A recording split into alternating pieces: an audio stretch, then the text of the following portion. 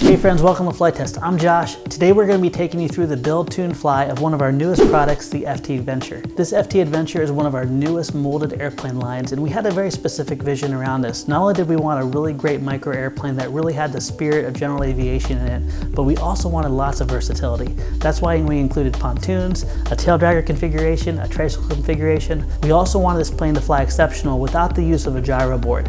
Now that's not saying that you won't have an amazing experience if you install our optional Aura 5, but we wanted the plane to be able to fly out of the box with everyday components like a simple receiver and also a normal size battery. In this case, we're going to be building this with a full-size 6-channel receiver and also a 550 milliamp battery, which are both very large, to show you what great capabilities it still has with this configuration.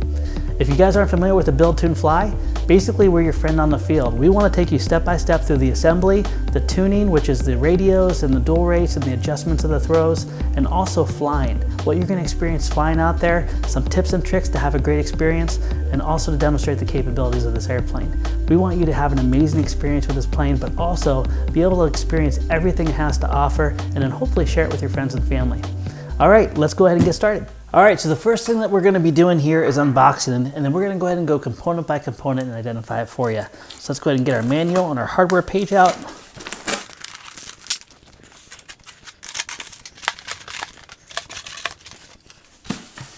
Fuselage, our floats,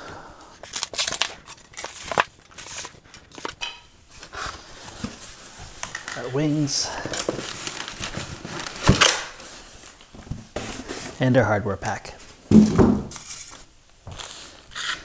All right, one thing I really want to encourage you guys to do is lay out all your parts, and we're going to go through part by part, but also inspect them. Make sure that they're defect-free, dent-free. We want to make sure you guys have an amazing experience. If there's anything that was damaged in packaging, we want to know about it. So the first piece we have here is our fuselage and our tail assembly. Next we have our wing.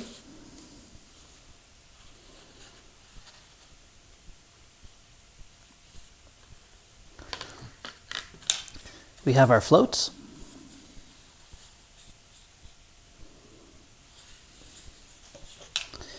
We have our hardware pack and our adapter kit. This is going to be the push rod for the floats and the main turnbuckle, along with the adapters we may want to use if we're going to a full-size receiver. We have our Tricycle landing gear kit, which is going to be our 2 medium-sized wheels and our 1 front nose wheel. Then we have our Taildragger version with our bush-style tires and our fixed tail wheel.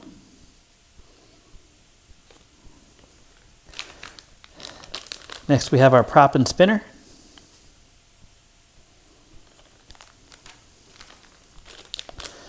And finally we have our hardware pack. This is going to include all the hardware we need for our pontoons, our optional flaps, also the struts for our main wing. All right, at this point, we're going to go ahead and start assembly. This plane is so simple, there's really not much to do other than start putting the receiver in. We're going to go ahead and clear off the desk, get the items that we need, and put our receiver in right now. Now, fortunately, with the FT Adventure, most of this plane is already built, so really what we're going to be doing is assembly and installing the radios. One thing, as I mentioned before in the opening, we really believe that a small airplane shouldn't have specialized equipment like gyros and should be able to accept common stuff like a bigger battery and a bigger receiver. So purposely what we're going to be doing in this video is we're going to be using a big full range receiver. This one is really cool because it doesn't have any antennas, and we're also going to be using a 550 milliamp 2-cell battery, which is the largest you can fit in this airplane. We really want to demonstrate the great capabilities of this airplane without the gyro boards hiding it. That said, if you're a beginner or you really want to be able to fly in choppy wind, we strongly recommend the FT Aura 5 board. It's going to take away all that effect and also make this plane incredibly easy to handle, especially if you're a beginner. Because we're using a full-size receiver, we are going to need to use the included adapters that we have seen right here. The ESC already has a standard JR connector, so we won't need to worry about this. Now, if you're using the Spectrum receivers, there is an optional adapter kit that you can buy separately that will work. For other micro receivers, you're going to notice that this will be a direct plug and play. Let's go ahead and start by attaching our adapters to each of the cables that we need.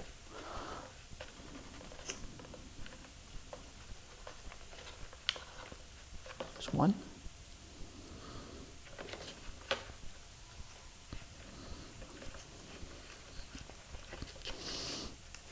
Obviously, the more specialized equipment that you use, the lighter the plane's going to be, the longer the flight times, and the better the performance. Final adapters for this right here. Make sure when you put your adapters on that you're lining up the ground wires and the signal wires. Ground will be either brown or black, signal will be either orange or white. Good.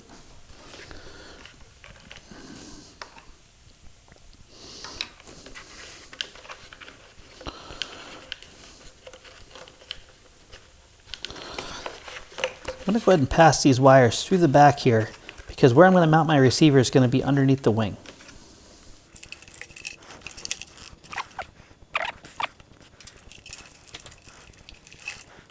With all three of my wires passed up over the servos, I'm going to go ahead and make my connections. For using this full range receiver, the data port's going to be at the very top. The number 1 is going to be my throttle, so I'm going to make that connection.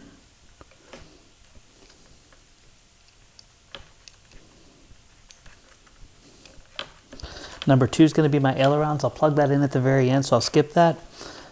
Number 3 is going to be my elevator, and I believe it's this one. Sometimes it's hard to tell, but we can always switch it if we're wrong. And number 4 is rudder.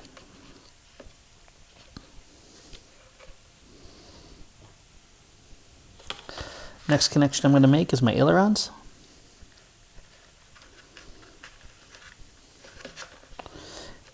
And at this point, I'm going to go ahead and bind my receiver. Now, specifically for Spectrum, I really like this receiver because all I have to do is simply hold down the button while powering it on. So I'm going to hold down that button, make my connection with the battery. Flashing orange light means it's in bind mode. And all I need to do is hold down my bind button, move about 4 feet away, and let it bind. All right, at this point, everything's bound and you can see everything is moving. So it's always really important before we go any further that we check the motion of all of our controls and make sure everything is free to move and nothing's stripped. I did accidentally plug in my elevator and rudder wrong, so I'm going to go ahead and switch that. There we go.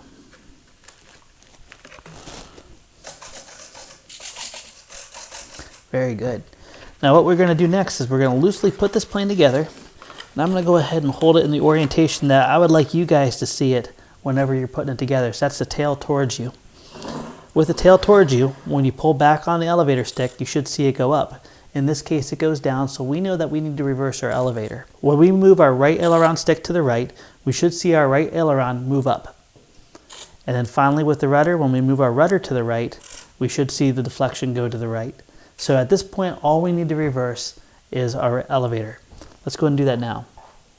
For specifically the Spectrum, we'll go ahead and we'll go to servo setup. We'll go over to reverse. We'll scroll to elevator. We'll click it. And now our deflection is right.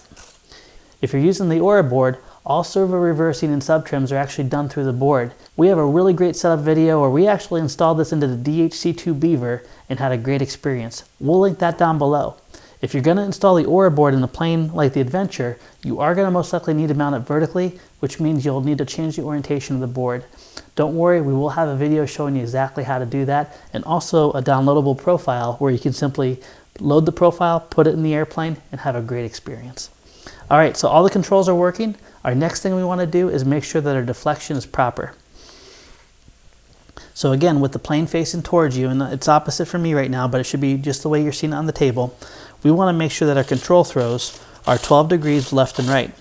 In this case, this is just perfect on the ailerons, just the way it is. Every radio is a little bit different, and if you have more control throw than 12 degrees starting out, you're definitely going to want to dial that back for your first flights.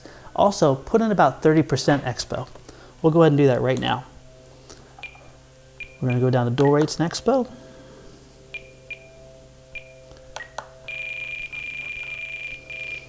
And we'll go ahead and dial in 30%. What this is going to do is this is going to make the center stick area very soft with very minor throws, but if you want to do a roll or get aggressive, you'll still have full deflection at the end. Just think dual rates, the higher the expo, the softer the center section, the smoother you'll fly. Now we're going to go to the elevator. We're going to go ahead and dial the elevator to about 85%. So we'll go ahead Change that to elevator.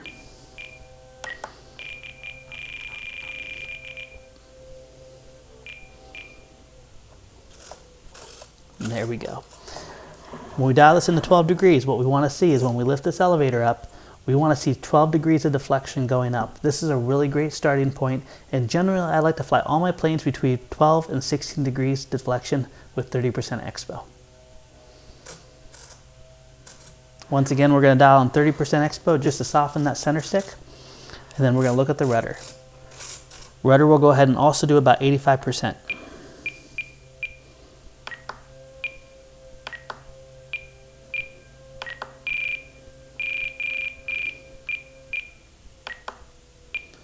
And 30% expo.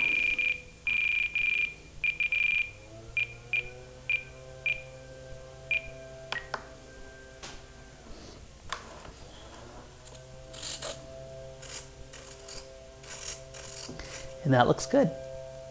The last thing that we want to check is to make sure that all of our control surfaces are nice and centered. Now this plane does have linkage stoppers, so rather than going into sub trims, if you have anything that's off, you can simply loosen the screw on the linkage stopper, move the control surface to the center, and then tighten it back down. This all looks perfect, and hopefully it'll be perfect for you right out of the box. Our next step is to fasten the receiver down inside the fuselage and make sure all the wires and components are clear from the servo travel.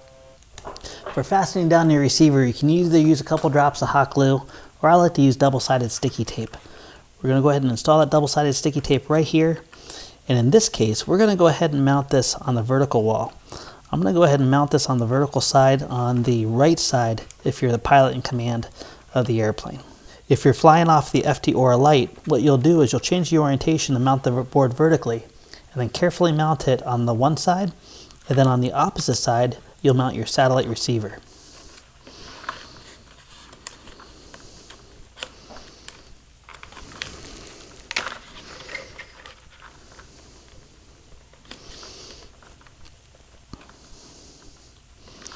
Alright, I'm just going to press this in place, and you're going to notice that I'm taking great care to make sure that everything can move without binding up. Make sure that all your wires are clear and that your receiver is clear. Again, I'm using the absolute biggest receiver I can absolutely use just to demonstrate how much room is inside. You can certainly use a smaller receiver than this. Alright, our next step is to install the wings.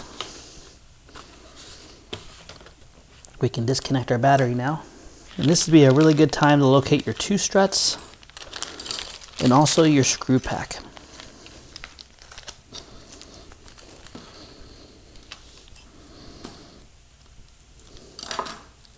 In your screw pack, you're going to find one long screw.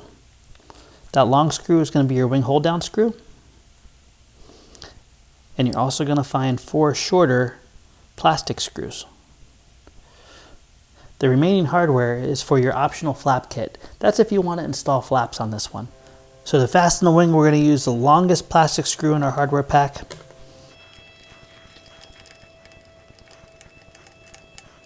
And now we're going to flip this over on the edge of the table, taking care to let the tail kind of coast off the end of the table just so we don't dent it.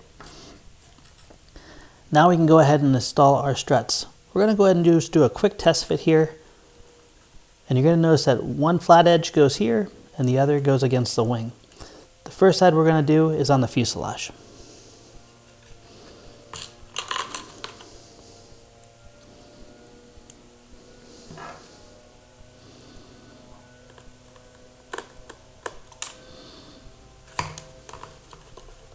Just going to hold this off the table a little bit so I can put pressure on it. These struts also give the wing the proper amount of dihedral, so make sure when you're screwing this together that you don't push it flat against the table, but that you kind of support the under portion of the wing and you let the screw find the hole on the wing.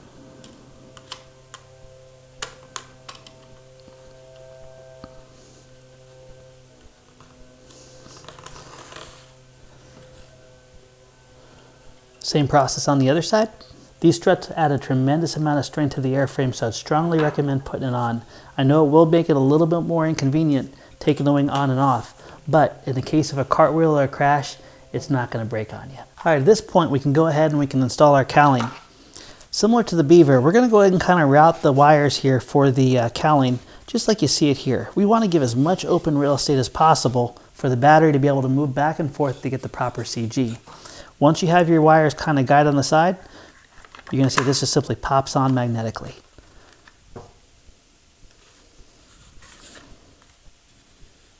Next, we'll go ahead and install our Velcro. It's really important that we don't place our Velcro over the push rod wire for our nose gear. Now, in this case, I have fuzzy on my battery, so I'm going to want to use the prickly on the fuselage. Again, take your time to make sure that you're not binding up any of this push rod right here to keep that nose gear from moving. This could also potentially strip out your servo if you're not careful. I'm just going to temporarily put on our little top hatch, and we're going to flip this over, once again letting the tail kind of droop off the end of the table. We have two different configurations for our landing gear. I'm going to go ahead and cycle through both of these real quick. First, let's go ahead and put on our Taildragger version. This is kind of for that backcountry bush flying look that we all love so much now. When you install your tail wheel, make sure that it's angled backwards.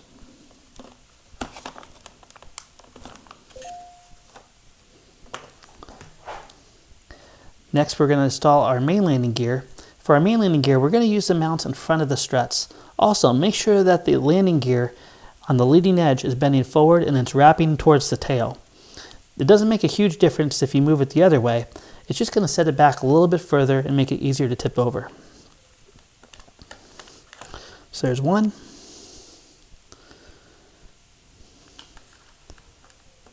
And there's two. To switch to the Tricycle landing gear, we're simply going to go ahead and remove the main Taildragger pieces. Pull that back out.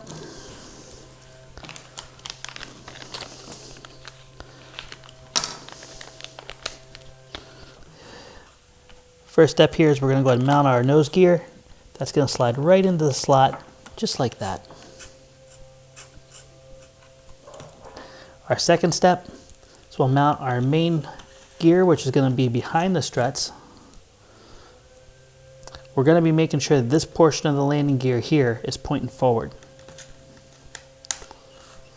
Just press it into place. And there we go.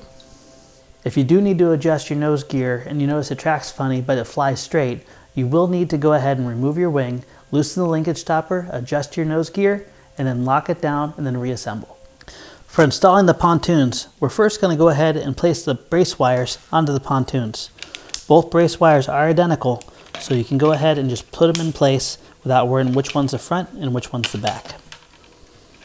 One thing that's not included with this airframe that you may want to consider, especially if you're flying off of more choppy water, is to reduce your prop size down to a 5-inch prop. We picked the 6-inch prop because it's the best overall, but in the case of more choppy water, you may have prop strikes with the water which will make taking off difficult. A 5-inch prop fixes all that. With our braces installed, all we simply need to do is lay it right over both supports and then carefully press in with our thumbs. We do have an assembly for our steerable water rudder here. To assemble that, first thing we're going to do is we're going to go ahead and slide that in. I'm going to go ahead and slide it into the middle hole. I typically fly mostly with rudder, but this does do a wonderful job letting you turn in the water. There we go.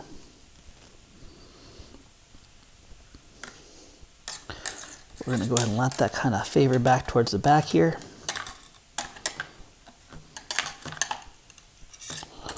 We want to temporarily press this down into place. We can flip this over now. We're going to loosen up our linkage stopper and pass our push rod right through. Making sure that your rudder is nice and centered, we're going to go ahead and hold the water rudder centered as we lock down the push rod. This is something you can choose to install, or you can just be a little bit more careful with your throttle management in your rudder, but it is included in your kit to give you a really great handling experience on the water. So that's how the 3 different landing gear configurations go on the airplane. I'm going to go ahead and put my favorite, which is the Taildragger version on. We're going to then install our props, batteries, and check our center of gravity. To install our prop, we're going to go ahead and remove the prop from the bag. And an easy way to tell which way is the front direction of the prop is you're going to look for the numbers. The numbers are always going to point in the direction of flight, whether it's in front of the airplane or behind the airplane or on the wings. So we're going to go ahead and slide on our prop. Slide on our awesome little spinner here. We'll just get it hand snug. There we go. And then we can come back. I got a little Allen key right there. And we can tighten down the prop. If the motor spins, you may have to just kind of stick your finger on the side, hold the side of the can of the motor as you tighten the prop nut. Once it's just a little bit snug, you'll be able to hold the prop and tighten it the rest of the way. There we go. This is our 550 milliamp 2-cell. You can fly this airplane with as small as a 350 milliamp, but again, we want to make this as heavy as possible just to show you the flying characteristics in its most difficult configuration. We're going to slide this forward, and in this case, we're going to keep this battery right about the edge right here. Now, if you have a smaller, lighter battery, you may find that you have to put it all the way up against the motor right here, but generally, it'll balance here. Our center of gravity is roughly 25 millimeters back from the leading edge. A really easy way to do this is to flip the plane over, make your marks, and then put your fingers right on those marks and make sure it balances. Make sure that you install everything that's going to be on the airplane. If it's with floats, if it's with the tricycle gear, in this case we're going to do the Taildragger, make sure it's installed in the configuration. One really nice thing is most likely it's going to be just fine. The 25 millimeter mark is right just ahead of that piece of tape right there. So I'm going to go ahead and hold this down, and you can see that the wings are pretty much nice and level, if not just a touch nose down. That's exactly where we want it. It's always better to have your plane slightly nose heavy than slightly tail heavy. All right, at this point we are ready to go out and fly. I'm going to grab these extra sets of landing gear and the floats, and we're going to go out in the field and show you how she flies, and also share some cool tips and tricks to help you get the best experience possible. All right, friends, we're ready to fly. Normal rules always apply. Always take off into the wind. Always make sure your control surfaces are going the right direction, your balance is right. And in this case, we got these nice little tires here. We got a hard runway here. Let's go ahead and take it off the ground. So for takeoff specifically with the Taildragger here, all we're gonna do is we're gonna keep it tracking straight. The plane should naturally levitate off the ground in its own time. Once it's off the ground, you can then go ahead and adjust your trim and your pitch to make sure it's flying properly. I think the wind's kind of coming straight this way. We're gonna go ahead and take off diagonal to the runway. There it is. Oh my gosh, not a click of trim. As I said before here, this is a smaller airplane, but it does fly a touch faster than we typically see with probably a lot of typical micros, specifically from Horizon here. We compromise speed for durability and accessibility for extra gear, but it can also handle the wind much better than a typical micro. Now this is being flown without any gyros here. You can put the Aura in, which will make it even more docile and also give you some really cool features like level assist and takeoff and launch assist. Now I do think that the Beaver is actually much more capable aerobatically, but this actually cruises so nice. It's a truly scale airplane, even though we can do some unscale things like flying upside down. One thing that'll typically make people have a lot of problems with flying micros is their control throws are too extreme. Extreme control throws on a small plane will induce things like high-speed stalls, and a really easy way to tell you have a problem is if your plane falls out of loops. You can see that I can hold full back and it's not tipping out of the loop. That's why control throws are so important. Let's go ahead and put her in for a landing, then we'll swap out our gear.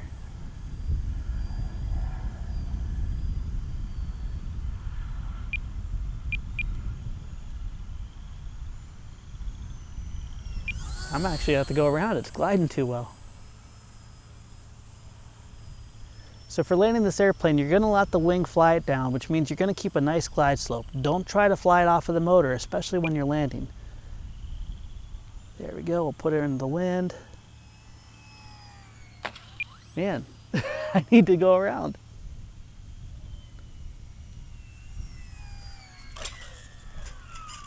There we go. All right, let's go ahead and put the Tricycle landing gear on and we'll see how she handles.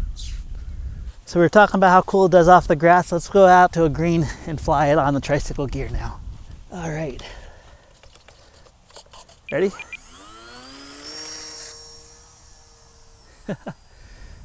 These honestly remind me just like the Mighty Mini series.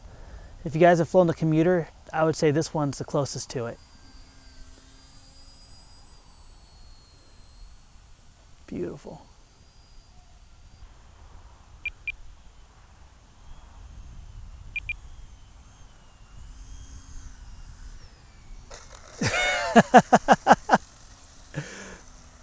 I really like the Tricycle gear for how well it lands, but also just how nice it steers on the ground. Look at that.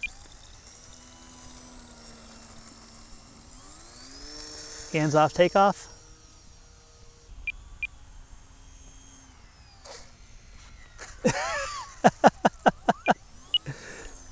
The biggest key to success whenever you're landing any of these airplanes, specifically the Beaver and the Adventure, is make sure you're taking off and landing into the wind. These planes just simply can't handle a crosswind component like larger airplanes can. All right, we have the lake just down here. Let's go ahead and pop on the floats. We're still working off the same battery and fly it off the water. All right, so we're just gonna pop out these guys here. With every new design, we're learning more and more, and you guys have also been really great with giving us feedback on what you like and don't like, so really excited about future products. We have the Widgeon coming up, the Kit Fox coming up, and everything that you guys have given us feedback, we're going to be adapting to that. But also, these Build-Tune flies will come out real time with the release, so that way, when you guys do get this, it'll be kind of like a virtual manual, but not just showing you how to put it together, but all the tips and tricks along the way. Now, specifically with flying off of water, especially with these micros, if it's too windy, don't even waste your time. The biggest reason I wanted to see floats on this is I love flying off of the snow. When you have a beautiful blanket of snow, pontoons are better than skis any day, especially when it comes down to micros. But also, these really work good off of AstroTurf and other medias where wheels simply wouldn't roll over it, and it looks cool too.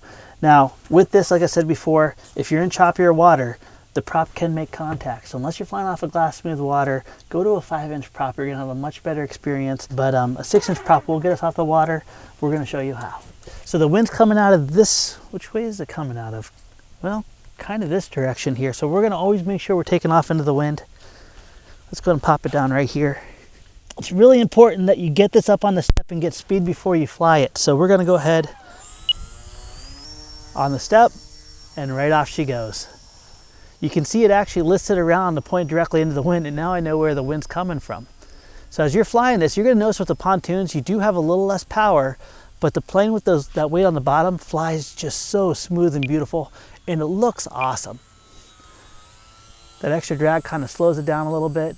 You're not going to get as long of a flight time, but it is incredibly easy to fly.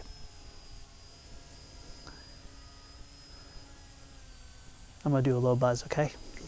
Let's go ahead and just do a little flyby here. Kind of playing with these wires is a little bit difficult.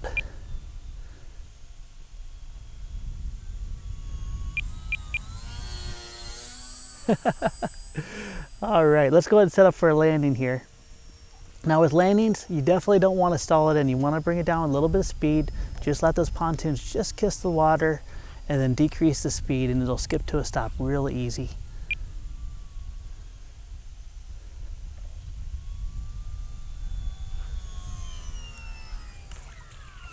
Just like that. Now it's really important whenever you take off, make sure that you don't get aggressive on the pitch. Let the plane gain its speed and let it just leave the water on its own. And then from that point, you can encourage it to gain altitude. You never want to drag a plane on floats into the air. Bad things will happen. It'll stall and then you have an upside down plane in the water. Let's go ahead and put it in the air. Let's go ahead and take off again. Gaining speed just in time.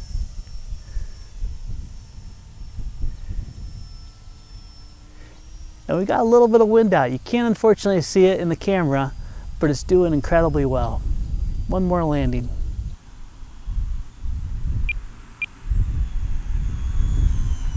Throttle it back, and there we are. When I'm on the water, unfortunately I don't think I'll be able to turn it around because the wind's just simply too great, so I'll just bring it to the edge and grab it. All right, friends, thank you so much for being part of the Flite Test family. Thank you also for your support in making things like the FT Adventure a reality. The only reason we're able to do stuff like that is because of you. If you like what you see here and you want to follow along the experience, feel free to check these out at not only our online store, but also a local hobby shop near you. If you guys want to also see more Build-Tune flies, not only on our products, but other manufacturers' products, maybe the Strix line, let us know in the comments below. We'll see you next time.